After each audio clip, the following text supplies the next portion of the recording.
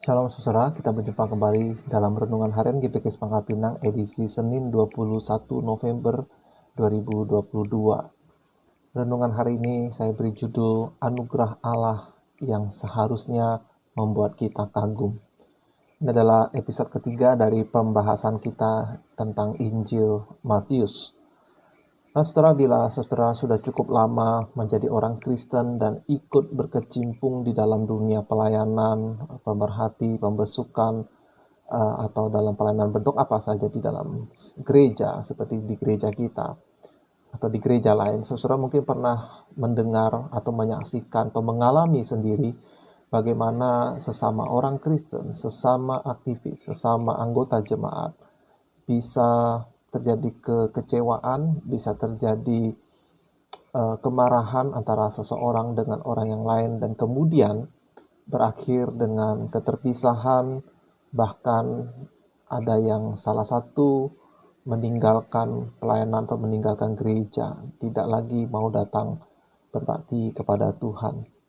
Nah, saudara, bila kita memikirkan tentang gereja atau tentang umat Allah atau tentang kekristenan sebagai sebuah agama, sebagai sebuah kepercayaan, maka dalam benak banyak orang, termasuk orang-orang Kristen maupun orang non-Kristen, seringkali adalah bahwa kekristenan itu, gereja itu adalah sekumpulan orang benar, atau setidak-tidaknya harus lebih baik daripada orang-orang di luar gereja.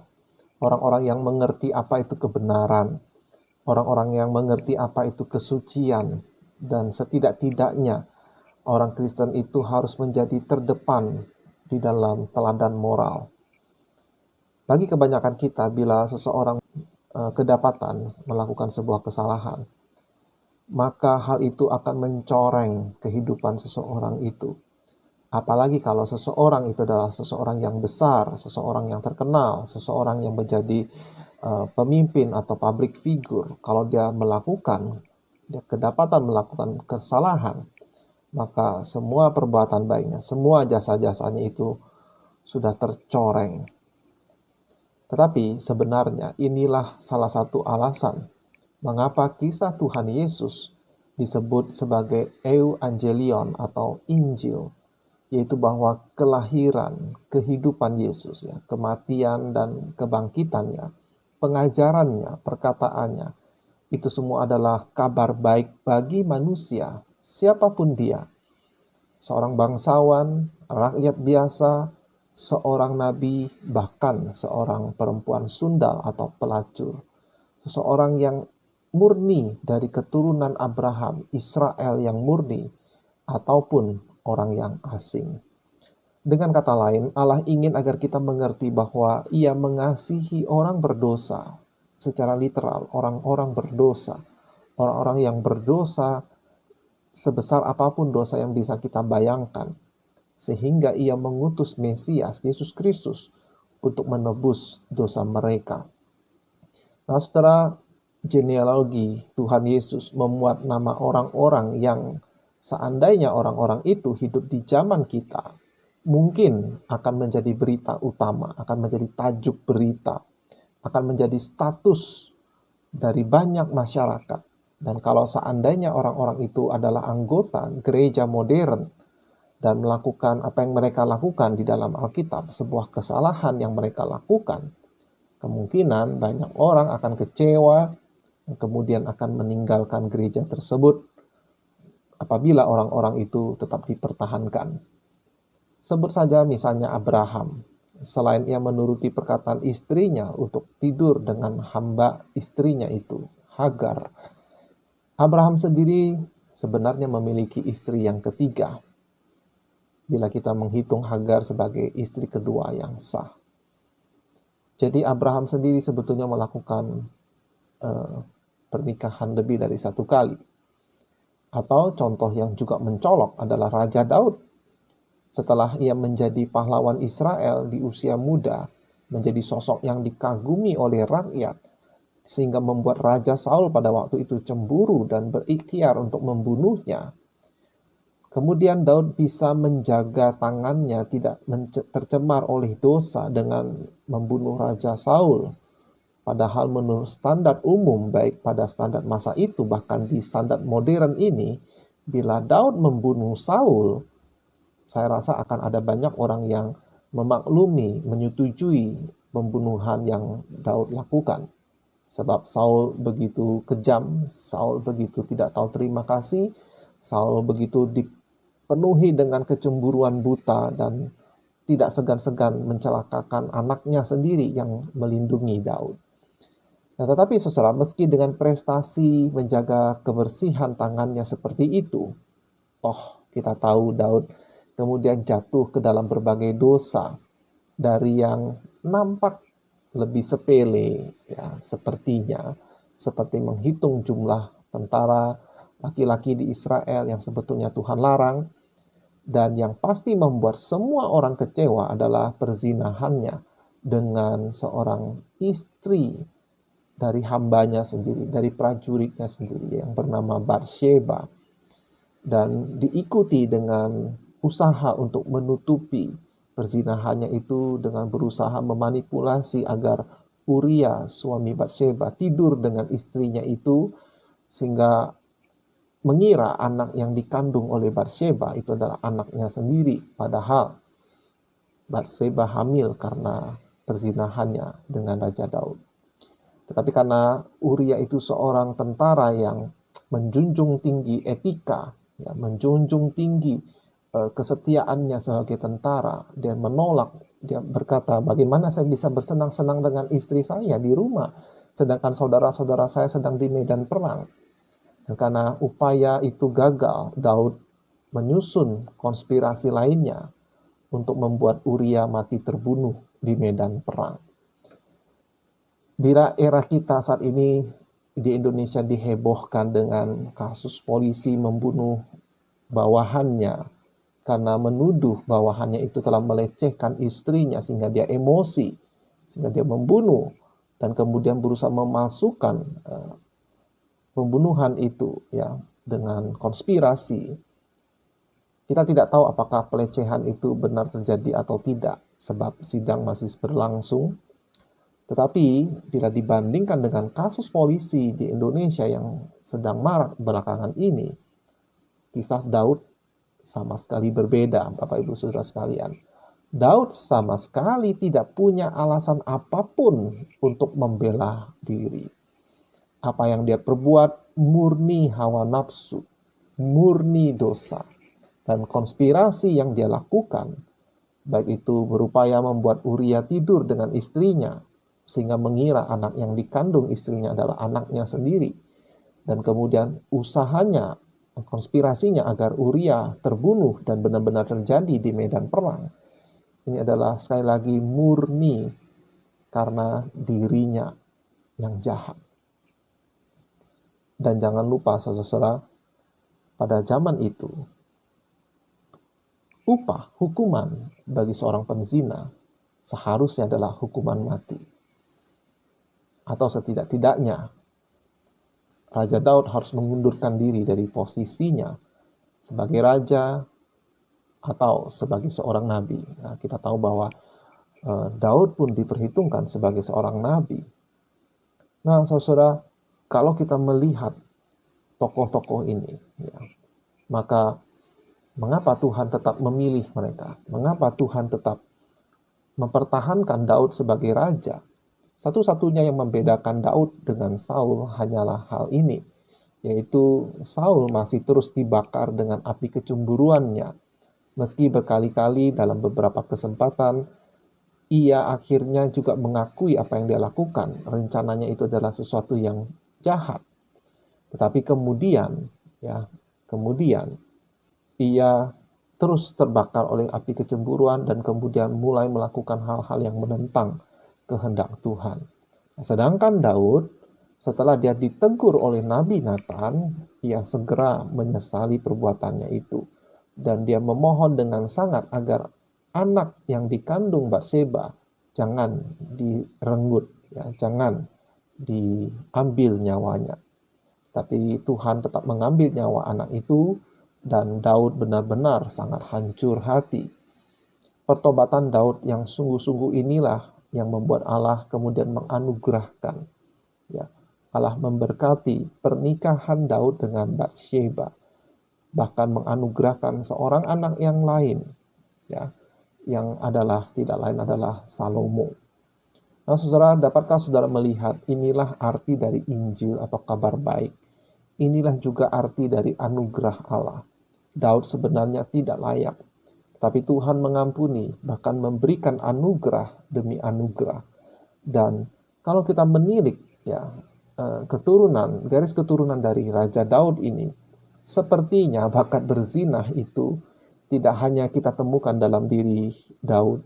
Misalnya Yehuda adalah seorang yang suka berzinah, sehingga dalam nafsunya ia tidak sadar ia telah meniduri menantunya sendiri yang bernama Tamar, bahkan menghasilkan 2 anak, Peres dan Zerah. Selain itu Salmon, ya, buyut dari Raja Daud, dia menikahi Rahab. Rahab yang sebenarnya adalah seorang perempuan sundal di Yeriko. Memang Rahab adalah orang asing yang beriman kepada Allah Israel, sehingga dia bertindak dengan imannya itu menolong para pengintai Israel pada waktu itu, sehingga mereka bisa melarikan diri dari kota Yeriko, tempat di mana Rahab tinggal. Tentu saja saya tidak tahu apakah Rahab setelah kemenangan Yosua bangsa Israel atas Yeriko, dan setelah ia diizinkan tetap tinggal di Israel, apakah ia tetap menjadi seorang perempuan sundal? Kita tidak tahu.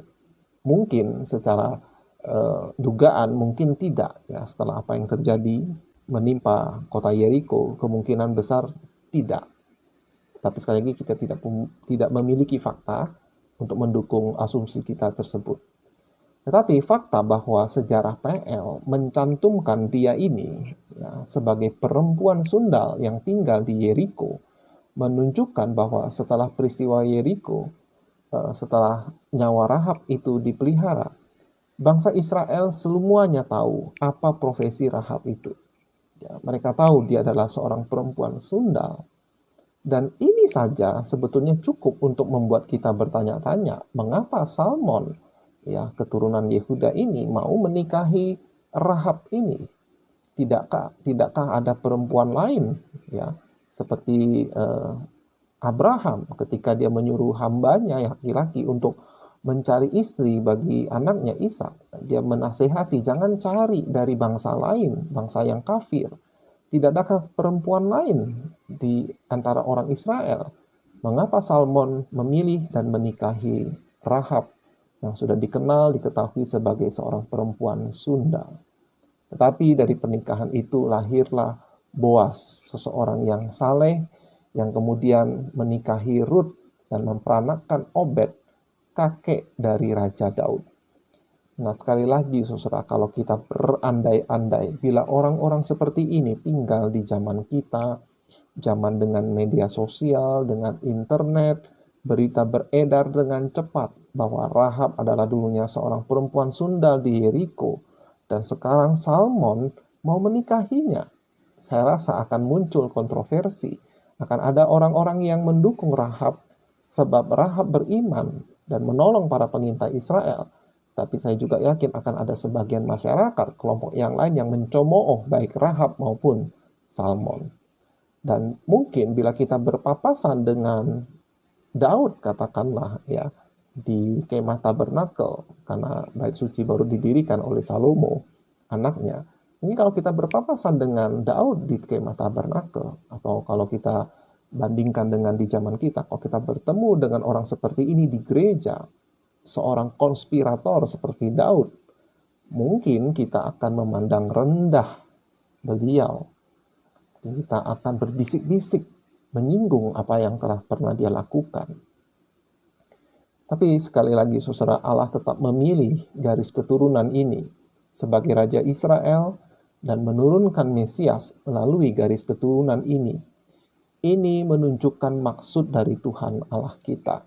Dan saya yakin pada kenyataannya tidak ada garis keturunan manapun yang murni tanpa celah, tanpa aib.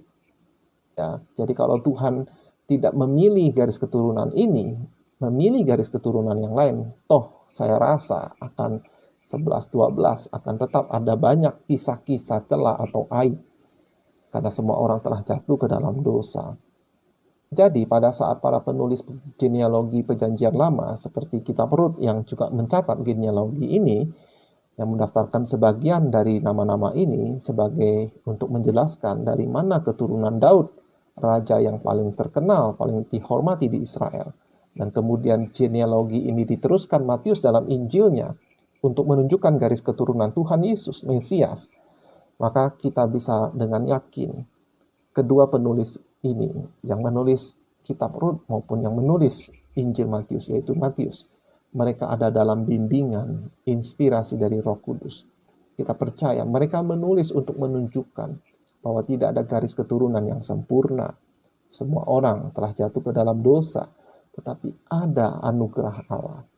Ada anugerah Allah kepada garis keturunan yang aib ini melahirkan raja yang paling dihormati, yaitu Daud, di mana Allah berjanji kepadanya, tahtanya akan tetap turun-temurun sampai selama-lamanya, yang kemudian digenapi di dalam diri Yesus Kristus, Mesias yang dijanjikan, Mesias yang mempertahankan tahta Daud, bapak leluhurnya, untuk selama-lamanya. Jadi, Mesias ini datang juga untuk menghapus dosa orang-orang beriman di Perjanjian Lama. Dia datang juga untuk menghapus, untuk menggenapi iman mereka kepada anugerah Allah. Dan kita tahu bahwa keselamatan ini yang diberikan kepada manusia melalui bangsa Israel juga telah sampai kepada kita di Indonesia ini. Ini semua adalah kasih karunia Allah. Kembali kepada kita, saudara, pertanyaannya sekarang menjadi, adakah kita juga bisa menerima sesama kita dengan segala kekurangan, dengan segala kesalahan mereka? Mungkin kesalahan yang mereka lakukan dalam keluarganya, mungkin kesalahan dia lakukan kepada orang lain di dalam gereja, atau kesalahan dia lakukan kepada kita. Apakah kita bisa menerima mereka kembali? Bila Daud ada di zaman kita, mungkin kita akan membencinya. Kita mungkin akan memintanya mundur dari posisinya sebagai raja atau sebagai nabi. Nah, saudara, tetapi karena Daud bertobat, Allah tetap mempertahankan tahtanya, bahkan memberkati pernikahannya dengan Batseba. Siapakah kita bila kita tidak mau mengampuni, tidak mau menerima, atau bahkan mengasihi kembali sesama kita yang telah berbuat salah? Nah, saudara, bila kita sulit untuk melakukan itu, kita terus mempertahankan kemarahan kita, kekecewaan kita, mungkin kita belum benar-benar menghayati arti dari Evangelion, Injil Yesus Kristus. Kiranya Tuhan menolong kita untuk menghayati Injil ini. Sampai jumpa di pertemuan berikutnya. Tuhan Yesus memberkati.